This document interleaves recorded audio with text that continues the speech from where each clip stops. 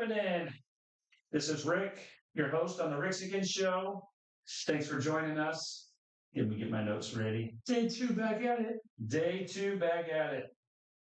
Oh man, I was running around this morning doing. We're sheetrocking a barn dominium right now, so as I running back and forth getting some supplies. So as soon as this is done, I'm running back over there. Barn dominium loads? Yeah.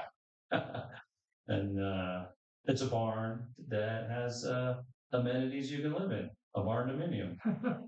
So How about you? But I had a lot of fun yesterday with our guests and all that. It was a great show. yeah. I've been dreaming about the water, ocean. When's the last time you took your boat out there? Your sailboat? A few weeks ago, I went out for a little sail. I need to do it again, but I mean, Moses Lake it's a little small, but I meant the ocean. The ocean? I haven't sailed on the ocean for a couple of years. Yeah, maybe 3-4 years. Let the dream live. Yeah, maybe longer. I don't know. Maybe it's been longer than that. No, actually, a couple of years ago, San Diego. Well, we went out with the gentleman. So San Diego means Wales. Oh, sorry, my bad. San Diego. So yeah, actually, it wasn't that long ago. A few years ago. I was laughing, yesterday after the show, but it's still, I've never heard the term barn dominium. Barn dominium. Yeah, is that an actual real term, or did you come up with that? It's a song. Barn dominium. You heard of it? No. No. So it's a thing. It's a thing. Barn dominiums. A barn you can live in. So if you want that big she shed, barn dominium. So, yep, a little drywall going on. What's going on in the world today? Something that kind of came up that has me thinking, so you can think along with me as we talk crazy for a second. The Genius Act, and then some other 147 something cashless deal that's supposed to start in October. What does that mean? And that is the question. I don't exactly know what that means. Is it a process or is it a slam dunk, judo chop type situation? But the general understanding is all government payments will be cashless. Will be potentially through a stable coin. So what does that mean? Does that mean if you have a refund? The bill is HR 1138. It's called the Choice Act of 2025, Payment Choice Act of 2025. So what does that mean if they use a stable coin? They can't write you a check for a refund. Property taxes. Does that mean they you're like, hey, I need my refund. And they're like, oh, here's your stable coin. And you're like, I want it in my bank. They're like, well, that's not what we do anymore. Like, how does that transition work? What does that look like?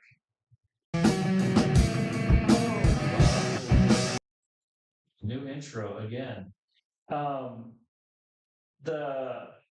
Anyway, tax refunds, property taxes, government's not writing checks, they're issuing a cashless deal.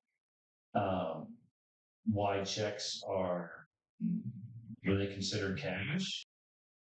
I don't know. They're a note, actually. I know, even your dollars like a note. So we don't really use the real dollar, ladies and gentlemen. We use the note. So, it'll be interesting that process. But it has my wheels turning. What does that mean? What does that look like? Yeah.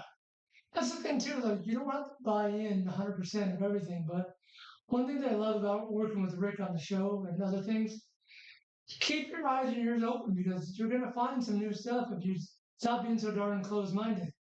Yeah, there's some weird conspiracies out there that tell you that we're all come from marshmallows or whatever, but you just pay attention and see things are different. Start doing the math. Doing the math. I'm terrible with math, folks. Maybe that's why I think the way I do. I have to pull out that calculator. I'm like, I got to see it. It's like, carry the one, carry the two. And it's like, I forgot where I was. I'm gonna type that bill number into the chat. Okay. But interesting, has my wheels wondering, what does that look like? What does that mean? And in October 2025, I'm like, geez, that's right around the corner, folks. Um, and one person referred to it as the slave coin. And he's referring to that we're all got to be on it. And when they present it, they're going to do it in a way that we all are going to need it and demand it, and they'll make it look really nice, so we all join in the fun. And you notice it's not a bill; it's an act, so it can be used in along with the UN and other international. Yeah, there's a bunch of countries doing it. It's not just the United States. I think Canada. There's countries in Africa. I mean, it's like there is a lot of um, I don't know, behind the scene push influence in this. So I'm kind of curious about it, what it's going to look like, because I don't know, but it has my wheels turning. So hopefully, put that in your little box of, what's going to happen in October? Um, Now, for those that are holding some crypto, you're like, yeah, of course it's going cashless. Of course it's going crypto. Of course it's XRP. You know, right? That's my lottery ticket, by the way. The XRP is my lottery ticket. So I'm not saying get some, but it's like I say, it's a lottery ticket to me because like the unknown. We're in uncharted territory, folks, and the the smart people aren't able to predict the outcome. They're all like, oh, you can't do that, and like One of the videos you were it watching works. today was saying that the landscape is already starting to change, and it change dramatically really soon. Remember you watching that? Yeah, in the next 5 years, we're not going to recognize the old ways. And I get we're used to the old way. We like structure as human beings, like this is the way it was, and we're going to hold on to that. And you got to be flexible. I keep saying, be flexible, be willing to let go. There's going to be some things I believe that are going to trip us up in the future, and so be flexible, be aware, um, and they got to do it in stages. They can't just like crash the whole system. They got to be like, oh, we have this is down this week. No, bring it back up. And no, this is going on this way. So it's all a process. That's all it is. It's a process. Um, In Spanish, that would be es un proceso. un proceso. Take another tangent because I'm pretty. You are pretty. I'm pretty. You have a pretty mouth too. Yeah, the ADD is strong with me. um, uh, I know in the United States we're like China, communist, whatever, but why don't you take a step back here for a second and just to point out a perspective. In China, you are taxed one time on your car, you are taxed one time on your home. You never pay property taxes again, just at the purchase of it. What that means is they can never take it from you. And I was talking to a gentleman the other day. He's like, "Oh, it's China. They're communists." And I said, "China's not a communist country. It's run by the Communist Party, Yep. but it's like a capitalist. It's a republic. It's it's a democratic. It's a capitalist. Anyway, People's Republic of China. It's a republic. It's run by the Communist Party, but they do go out of their way to take care of their people because they frenzy. It stops back. But they do stuff that we probably should be doing, like let's say in Argentina, for example. I don't know if they still do it, but I'm told they do in some parts of South America. If you steal, they cut your hands off. And it deters crime, like I'm not saying we should go to the United States. China does have a pretty strict crime. So we just pat them on the back and say, hey, you try again. So I have someone in my family that imports furniture, and he has like a love-hate relationship with Trump because, like, he he leans that way. At the same time, it's like destroying his business. You know, what I mean, like every time. So it's like, he's so divided in this process. So it's kind of fun to watch. But anyway, they had a factory burn down years ago, and China doesn't play. They're like, who's the manager? All right, you're going to jail. It's like because he is responsible for whoever was responsible for the building and for the employees and all that stuff. Because my brother-in-law he would show up and he would contract with these businesses and say, "Hey, I need this type of furniture. I need this many of them. Can you package them? Get them on a container. I'll buy it if you make it." And so you get different bids from different factories. Um, but anyway, it was interesting. But China doesn't play. Like if you're, it's just like like I have Ricks and the sprinkler thing. If if Rick's burned down and somebody got hurt, ultimately I, as the owner, would be responsible. Yeah, you go to jail. Yeah, if they deem it as like negligent, or if I was not to code, or if I was this or that, Uh, but in China, yeah, Or if I lied in front of a grand jury. Oh, sorry. yeah, Take your tools. yeah. But anyway, it's interesting. So I put the guy in jail, and then my my brother-in-law, he paid his salary while he was in jail. That way, his family could survive while he was put away for whatever 5-6 years. And then when he got out, he's like, "All right, let's get back to work." But yeah, it's very, very interesting. And so I just want you to take a step back and realize that the world is a big place, and don't look at everything as right or wrong, or they're communist, or they're free, or whatever, because it's a mixed bag. Every country has its pros and cons, but I just wanted to point out, like, hey, in China, you pay your property tax one time when you purchase it for a car or a home. But after that point, they can't take it from you. Let me put that in perspective. So you decide you got a new house, just did a remodel, and your living room is a lot bigger now. You want to put a 70-inch screen. Yeah. Feel like you go buy it, and every year you have to go back and pay the tax on it. Makes no sense. We But we do that with houses. Yeah. And I get, we're like, hey, that funds our roads, or that funds this, or that funds Show that. me. Like, how do we? Show me. I get that aspect too, and we've been doing it for so long. It's Yeah. like, who's going to pay for it? Like just like Social Security, they told us they're going to use it for this, but do they really? Oh yeah, they've just invested that for a long time. Yeah, exactly. Yeah.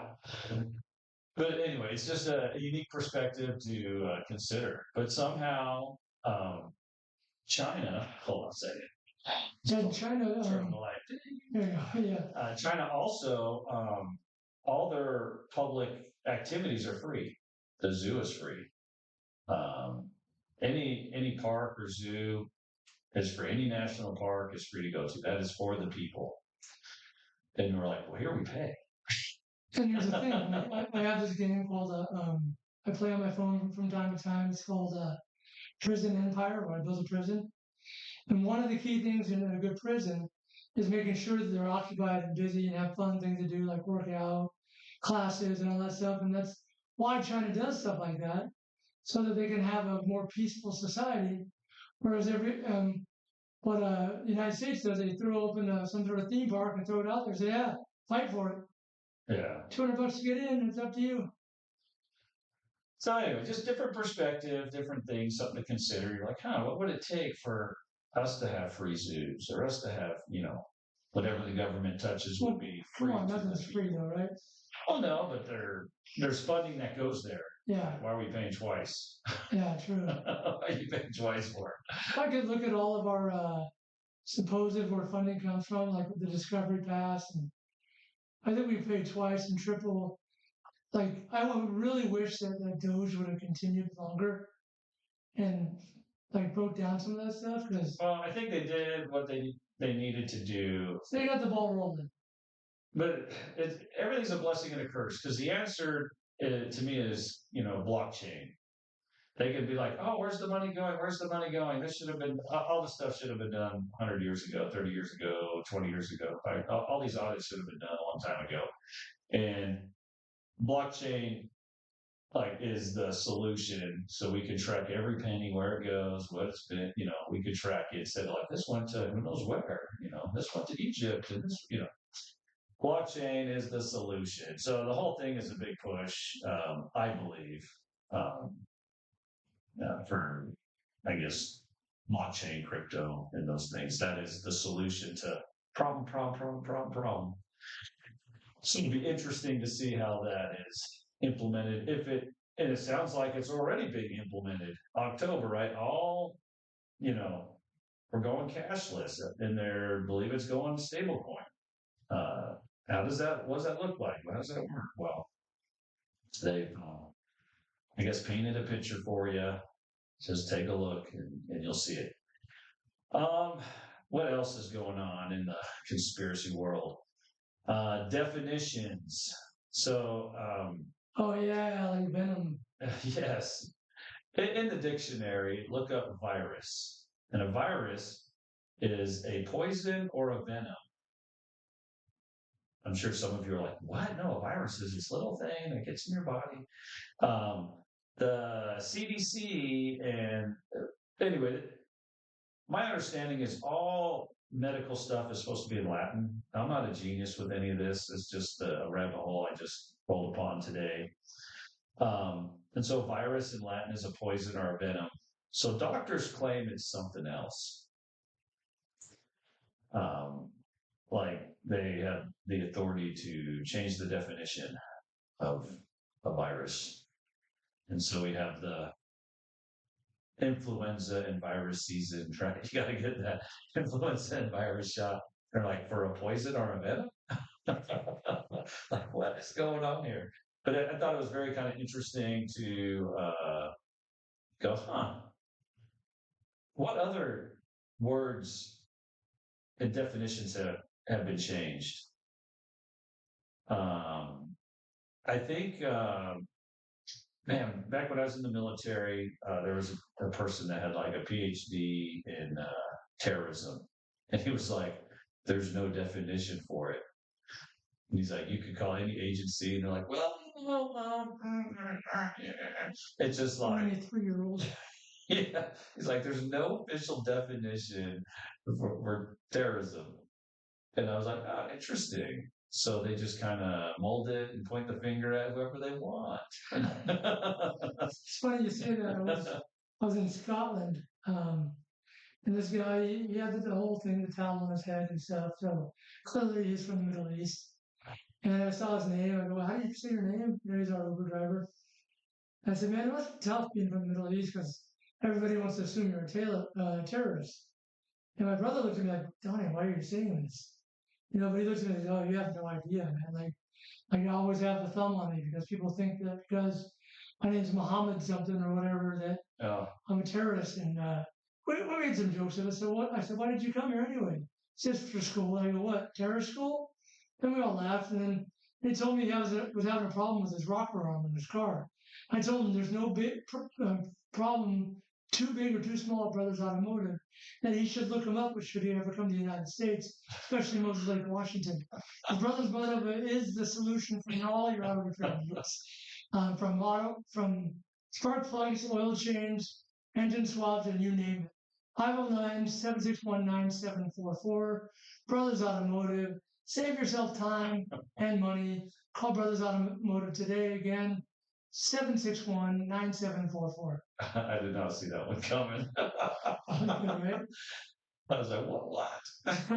I didn't really say that to him at the terrorist school. Yeah. Oh, yes. So hard. Donnie says everything inappropriate to everyone. And I get away with it. You seem to. I would get threats and hate mail for it. That's how it goes. I shield you from that. Oh, yeah. Man, what else is going on in the world today? We're going to talk about, so I had a Baja Bowl for dinner. Oh, yes. And it was good. I filled myself with it. My taste buds aren't back yet, so I had a little too much bite for me. I could add some lemon sauce or some salt or whatever. So it was perfect. It was an amazing dinner, and I had leftovers for today. And come today, I talked to Rick. There's even a lunch bowl you can get that's even cheaper. And what are the ones you have now so far in the vegetables? Yeah, so we're doing the Baja Bowl special today for $16.99, and it is I have the carne asada bowl, and then there's a Hawaiian, which has got like a sweet and spicy sauce, and then there's a peach mango salsa, and All you get right. your choice of chicken or shrimp. Oof. But if you like rice, I mean, I use a jasmine rice. I think it's got a great aroma to it. And then you got black beans. I just had it, so it's delicious. Yeah, it's got black beans. You got some romaine lettuce in there. So it's like kind of a I was salad. wondering if you're black or pinto. It was a little Black. dim in my dining room. I'm biased because my time in Costa Rica, like it was black beans. That was the deal. Not no chickpeas. But they call them pinto beans there. Oh, And wow. so I come here like, oh, it's a pinto beans. And like, what would you like? Pinto beans? Like, sure. And I'm like, these aren't black beans. Like, what is wrong with these people? But that was just a couple of years in Costa Rica. All we had was black beans. So I'm very partial to black beans. So everything tastes like chicken. Or black beans, I mean. It does not. But I can highly recommend that. I consider myself a foodie. And I like to try new places. I think Rick's the same when he goes out of town. Like, why would we eat here? We have one of those in Moses Lake. Yeah. So the Baja Bowls, yeah, like I said before, the Baja Bowl is something that I'm like, I just got to get them to try it, and then they'll come back. yeah. But it's like it's just getting people to try something new. But when people see it, they're like, "Well, it's a nice ball. Rick's classing it up." Yeah. Well, but I got it from me and my cousin last night for dinner. yeah, And it's before he looked at it and saw it or anything, he goes, "Yeah, I probably won't have time to eat it for dinner. I'll just have it for lunch." Then he looked at it afterwards. So yeah, I'm gonna go to bed a little late tonight. I'm gonna finish this. it's good. It is good. Yep, it'll fill you up too. I have people that'll eat half of it and take part of it home. But it's good. That's me all the time. It's good. But it's just like I'm like, how do I manipulate this customer to try it? Once they try it, they're sold. Yeah, oh yeah. Well, you said you added some more new menu items as well too. Well, so I came out with a temporary menu with a bunch of misspelled words on it. Oh, the secret menu. All right. I went back to a regular like Microsoft Word, so I had spell check on it. This one Nice. program, it wouldn't let me save it right. Anyway, I was battling this thing. I found just printed it. But anyway, so we tested pizza, the Baja Bowls. We had some desserts. We had like a dill pickle chicken strip deal. So you can do that when you order your chicken strips. You can have regular or dill pickle flavor. Of course, you had a dill pickle. And so we have a wrap with that in it called the Big Dill. We tested that out, and then we took a couple things off the menu too. So, and that it's tough. It's tough. You're like trying to add what's selling, what's not selling. What do you want to bring in new? So like pizza, the number one pizza we sell is the margarita pizza. Those are good. The big chunks of mozzarella and the basil. Oh yeah. Oh, We yeah. do sell a bit of the chicken bacon ranch. Is a good one. Okay.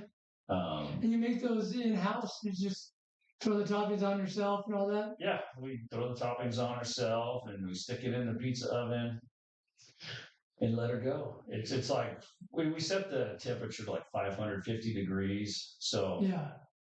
if you're the first to order, like give us a few minutes to warm the oven up.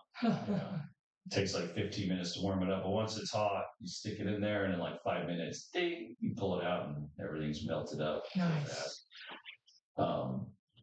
So yeah, that's the kind of fun little thing. It's the bee's knees. Yeah, but I'm super excited about having pizza here. I was like, yes, I wanted pizza here for a couple of years, but I was just kind of waiting for the right moment. Is it more of a Friday night, Saturday, or how often does it sell? It's just random, just people that want it. But it was on this one like side menu, so people weren't noticing it.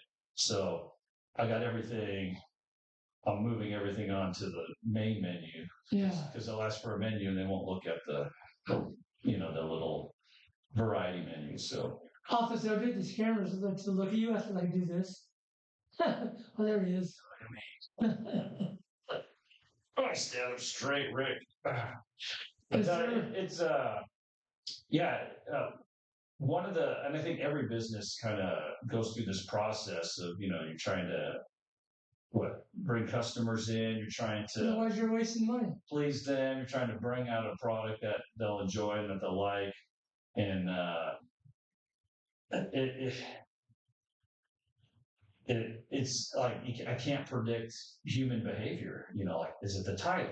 It's the Baja Bowl title. Like, I don't even know what that means. Um, you can explain it to somebody, or you just got to be like, my staff's be like, you got to try this. It's really good. And they'll be like, okay. And then they'll start coming back twice a week for it or once a week for it. I'm like, okay, all I got to do is try it. Jason Adams said this to you from Objective Matters. Blockchain should be implemented at the property registry, and there is nothing wrong with a tax or, I guess, fee for transferring ownership. Property register is a function of government. I don't know what that means. Rick, what do you make of that? Property ownership is a function of government. Yeah, I said it's for crypto, for property registry, or for like home property tax and car tax. Yeah, for transferring ownership. Hey, Jason, feel free to elaborate a little bit more. I'd like to talk more. So my understanding is you don't own anything. You don't own your house. You don't have the allodial title for your You house. rent the kids. Your car, you don't own the title to your car. You have the certificate of title. So we're just like sub-owners. We're like renters. So we kind of control things we can buy and sell, but we never fully own property. I don't know if that's what we're getting at. But that's also like, and they don't really do a property tax. They do a parcel tax because I think property taxes are against the law. So yeah, because it's on the dirt. So they do a parcel tax. So they kind of like, let's change the zoning and parcel everything. Like, well, let's tax that. Here's his response to my question. Yeah. He said, your land. So I think you're on the same page. Yeah. And your land rights, everything's divided up. We don't think about this a lot, but you got water rights, mineral rights, and then you got I guess, surface rights to put a house. But if they like found oil under your house, they'd be like, we're drilling. There's nothing you can do about it. It is true because most people don't own the mineral rights. Land farmers deal with some certain land use rights where they have like grazing rights where they can send their animals to graze during, the spring season. Anyway, things are always more complicated than you would think. So, we're talking about food. I like food. Oh yeah. So went to sushi yesterday. My son's like, "Can we go out to dinner?" He's been asking. Which one? Was it in town or out of town? In town. Tsunami or Sumo? I went to Sumo. Oh, Jason says, I believe I own things. I know I'm taxed. I wish those were voluntary or covered by small fees. I am an AYN renter at the end of the day. What's that mean? Renter? No, AYN renter. I'm gonna look it up. Sorry, Jason. Yeah, so we went to sushi, and I just asked him, but he's comfortable with sumo. Trying new things isn't easy for him, so I'm like, hey, you want to try tsunami? You want to try this place? But anyway. So Ayn Rand is an author, Russian-born U.S. writer and philosopher born in Russia. Developed the philosophy of objectivism, arguing rational self-interest, individualism, fair capitalism, and other stuff. Okay, sounds like a good read. Thank you, Jason. Property taxes and rights and all this stuff. Yeah, sometimes I'll sit there and think, man, how would you make it better? And I'm just like, man, I don't have a good solution for any of it. I was like, how could we create a system that,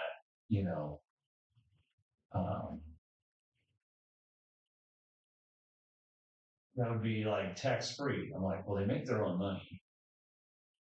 or at least we should be able to print our own money. And if they're making their own money, I'm like, why do you got to tax it to get it back? They can just allocate. I'm like, but then you got some economists that are like, oh well, then they'll abuse it and overspend it, and then things will get out of balance and inflate. So it's like I I don't have. I wish I had great answers, you know, possible solutions for this stuff, but I'm kind of dumbfounded because I'll be like, I could question this stuff. I'm like, oh, this country doesn't do it, and this one does. But at the end of the day, I'm like, I don't know how to fix it. And that's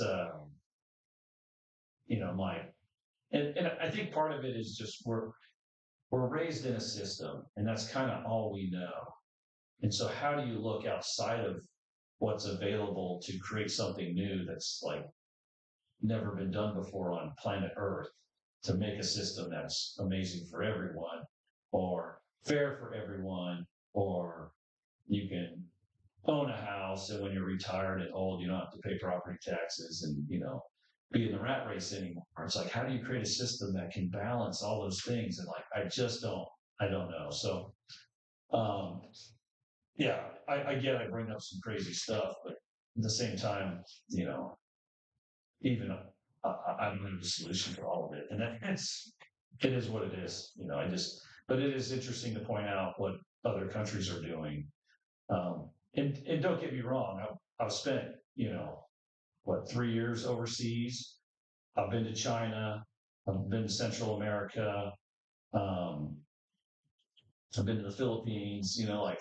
I've seen the world. I've been to the Middle East. I've seen the world from a couple different perspectives. And some of the places I got to eat with the people, some of the places I did not. In the Middle East, I wasn't eating with the people, so it's a biased uh, viewpoint from that perspective because of military things. But the world's a beautiful place, and I noticed, like my time in Central America, I noticed the people were happier there. I was like, what's the price of that? They lived a more modest lifestyle. From our perspective, we might have called it a third world country. That Costa Rica is not a third world country, um, but it doesn't. It has some terrible tendencies though, with crime and stuff. Costa Rica, Oh yeah. their crime rate's pretty low. Yeah. They're like, we have more teachers than police. They're like, you might get pickpocketed or something there, but the your death rate Kidnapping is fairly low there. Kidnappings, I think, is pretty low there. Um, and they take pride in those like statistics. But the world is a beautiful place. There's pros and cons to everywhere you live. But having kind of observed that and had some of my perspective change, because people would be like, you don't like it here, leave. And I'd be like, the world's a beautiful place. You can live a lot of places and be very happy. I mean, they're already doing it. But I would say Costa Rica, the people are happier than they are here in the United States. And I was like, what's the price on your happiness? I was like, and is it because it's a slower lifestyle? You know, not everything is just can say balls to the wall. We're like grinding all the time, show up on time, be there on time, and they kind of have a different time schedule. Things are more relaxed. And I was like, well, maybe they're less stressed there. Um, I could meet somebody new and I could be like, hey, I like your shirt. And they'd be like, it's the only shirt I got. You want it? And they're willing to give me the shirt off their back. I'm like, no, it's okay, man. Uh, uh, because I got 5 shirts where I live and you've got 1 shirt. I'm like, you don't need to give me your shirt. But like it's just it's a different world. It's a different pace of life. So, um, Oh wow. So I did some looking up on Costa Rica crime rate, and you're right, 11.41%. But one of the sites I looked at talked about how just like any other metropolis, know your areas, know your surroundings. oh, they've got places that are rougher than others, and they have different provinces and different things. Um, but I mean, I've traveled. I mean, I spent a couple of years there. I've seen many, many waterfalls and jungles and beaches and white sand, shells, red sand, black sand beaches. It's like all the different flavors you could think of. Um, it's a beautiful country. Um, Coconut, and my favorite fruit in the world is there. It's called guanabana. It translates the sour sop Oh, in the United it States. can be a poison though too if you don't take it wrong. I don't know about that. I think the United States has some problems with it, but the people, if you look it up, people say it helps delete bad cells, if I can say it that way. Really, really, really, Therefore, they don't want it here. really quick. I haven't said this yet. Sorry to interrupt, but Jason Adams from Objectivist Matters said, "Thanks for reading him out. He's really enjoying the show." That's to you. Yeah. So that's where you say, Thanks for sharing. Yeah. But yeah, so like the sour sop, I'll see some drinks and they'll have some fiber in it, but I don't think it has any issues. I take sour sop for the way it's filtered and done for my cancer treatment too, Yeah, as an alternative. yeah, it's supposed to help delete bad cells. Yep. I think that's the only way you can say it these days. Cell deletion. If you have bad ones, take guanabana or sour sop. Um, it doesn't quite taste the same in the can as what I had in Costa Rica. There was one I bought at Winco the other day. I saw it. I'm like, oh man. So I bought like four of them or a couple of bucks a can, and they have guanabana pulp in it. And I was like, cool.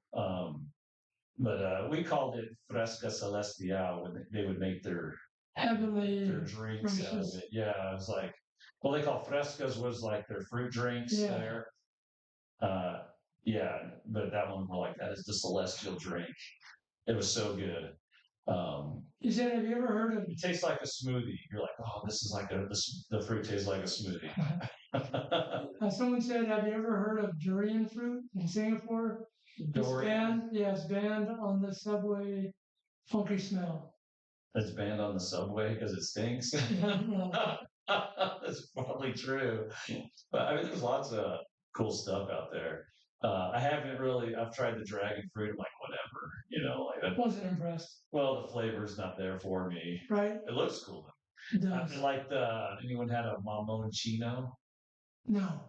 It's like a red purplish fruit. It looks like a hairy testicle, and you twist it, I've never seen a hairy testicle. and this fruit, this fruit comes out, and it's got this white flesh around the seed. It's kind of a fun fruit because it's like if you haven't seen one before, you're like, "Is this from?" It looks like something from an alien show. You're starting to worry me, Rick. So, but yeah, the mamoncino's a fun one. You can look that up. But yeah, there's a lot of the world's a cool place. It's a neat place to go see. All right, we talked a lot about survival stuff. Let's close out with Surviving. in other episodes. Let's talk about like how to get by without the cash and stuff. It should. You mean like barter? Anything? Yeah. What do you got? So, well, barter is kind of a funny thing to trade with because you got to have something someone else wants, and if you don't have what someone else wants, you could be like, I've got a china collection, I've got some porcelain dolls, they're worth thousands of dollars in a survival situation. I got 14 grand worth of materials and labor. Yeah, in a survival situation, be like, I don't want porcelain dolls. Right? You're like, that doesn't do me any good. I said, you got lead? Like that might help you get somewhere. You got, do you have food?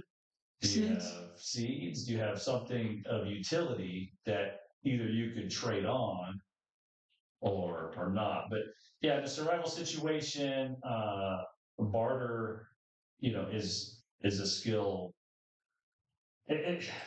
We do it a little bit, but we're not. I don't think we're great at it. I have bartered a lot. You might, and I like people do it, but like you'd have to get a group together and test it and be like, all right, for the next week, don't go to the grocery store, and anything you But you need, did this before. I remember that. anything you need, uh, you got your group of 10 friends, call them first. And Yeah. you'd be like, I need milk, I need milk. And you're like, oh, Rick's got powdered milk. Well, I guess I'm not going to the store, but I don't like powdered milk. But hey, I was able to borrow or trade with friends and family to get through, and you'll kind of see what you Yeah, and then with the powdered milk, you can make like 10 cupcakes and then borrow some or of just make it. milk so you can have cereal. Yeah, or Yeah. you can bake with it, or you can do whatever with it. But like um, creating that community, and I'm not great at this either because I'm like I don't uh, I don't go out of my way to be like, hey bro, what's your survival status? You know, you got pews, you got lead, you got food, you got water. Like I don't go out and really chat with people about it. So um, and I'm not from Moses Lake, so it's like what do you do to build that community?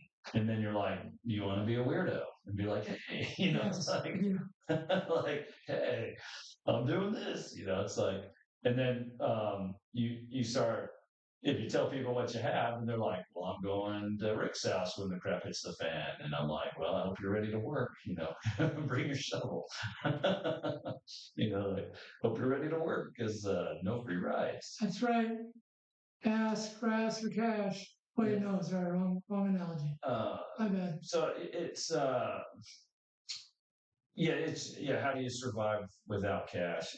But the first would be to practice with some friends or community, or just be like, hey, maybe you can do it on your own and just be call a friend like, hey, I made a goal not to go to the store this week, and I'm looking for milk, or I'm looking for this or that. Do you have something I can borrow, or I can Cut your grass. yeah pay you for? Could I trade you for it? I'm doing this experiment, college PhD level experiment survey, and you'll figure out what basics you really need, and who you communicate with that will be like, oh yeah, I'll help you out, and those will be like, I ain't what? No, I'm not sharing my milk with you, like. But I mean, you look back 20 years ago, 50 years ago, it was more normal to go to your neighbor's house and be like, hey, you got 2 eggs I can borrow? Cup of sugar. You got a cup of sugar I can borrow? Give me some sugar. And today we don't do that at all. It's like I don't talk to any of my neighbors. If I need something, I go to the store. Um, but I guess it's a way to build some relationships without cash. I guess you also have Facebook Marketplace. You could put up something ridiculous to barter. Be like, I got a dozen chicken eggs for trade. Bring me something equal or greater value. And you could create a system where after a period of time you'll be known for the barter guy, trading things. Hey, cancel the wave. I thought we were frozen, but I think we're good. If you see like Jason or anyone, the feed's frozen or something, please let me know. I don't know. Do you guys have anything of value you want to trade or barter? Um, where do you go? In our town, we don't really even have a pawn shop. We have the Old World Trading Company, but we don't have like a pawn shop. But I thought, you do have to deal with people that are stealing stuff, that are trying to hawk it, but there is a need for people that need funding for stuff, and they got to bring their valuables in and get a quick loan. I mean, all that is a form of barter. It's just we're using cash. Um, but I've thought about it. Man, this town could use a pawn shop. Okay. Yeah.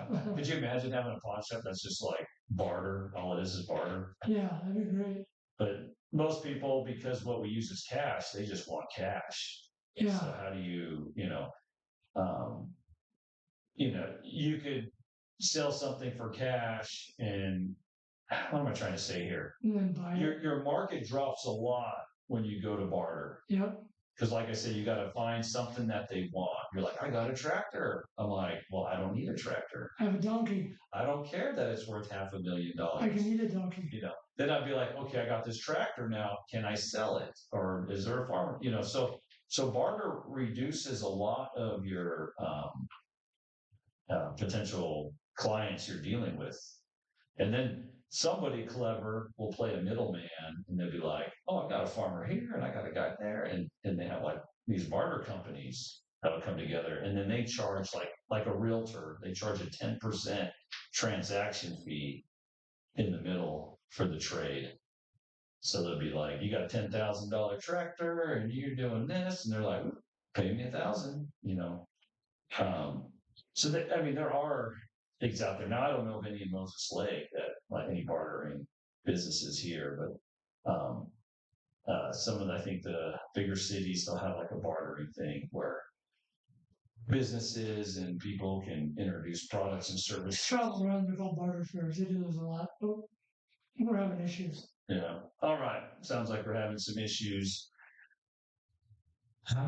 Stay tuned, folks. But yeah, if you're get to know your neighbors. I know that's kind of weird today, but get to know them, see what they're up to, and you can always try trading with them. All right, have fun, folks. We'll see you on the next time. Monday, right? Sure, Monday. Uh-huh.